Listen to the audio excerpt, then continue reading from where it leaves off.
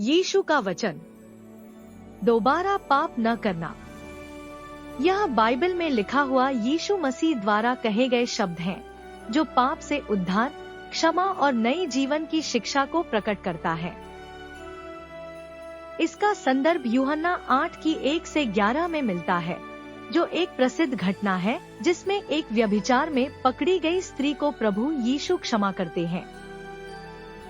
यह घटना यरूशलेम के मंदिर में घटती है। फरीसी और शास्त्री एक स्त्री को यीशु के पास लाते हैं, जो व्यभिचार में पकड़ी गई थी। वे यीशु से पूछते हैं कि मूसा की व्यवस्था के अनुसार इस स्त्री को पत्थरवाह करके मार डालना चाहिए। उनका उद्देश्य यीशु को परीक्षा में डालना था ताकि उनके खिलाफ कुछ कह सकें। यीशु ने उनकी परीक्षा का उत्तर देते हुए कहा, तुम में से जो निष्पाप हो वही सबसे पहले इस पर पत्थर फेंके। यह सुनकर एक एक करके वे सभी चले गए। अंत में केवल यीशु और वह स्त्री रह गए। यीशु ने स्त्री से पूछा, क्या किसी ने तुझे दोषी ठहराया? स्त्री ने उत्तर दिया, नहीं प्रभु। तब यीशु ने कहा, मैं भी तुझे दोषी नहीं ठहराता। जा और अब से पाप मत करना। इस वाक्य के मुख्य संदेश: 1. क्षमा और करुणा।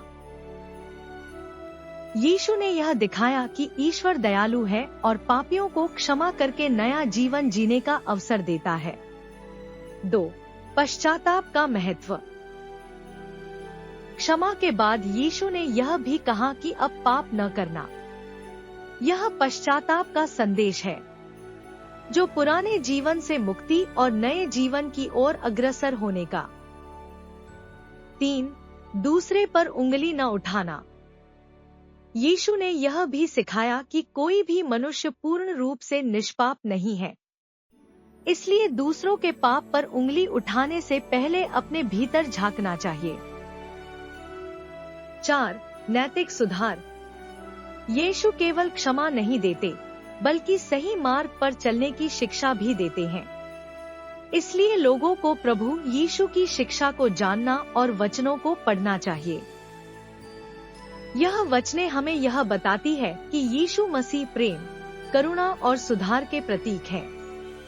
उनका संदेश केवल पाप से क्षमा नहीं, बल्कि आत्मिक पुनर्जन्म और सुधार की ओर भी प्रेरित करता है।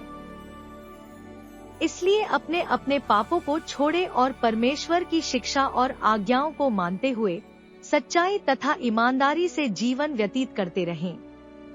धन्यवाद।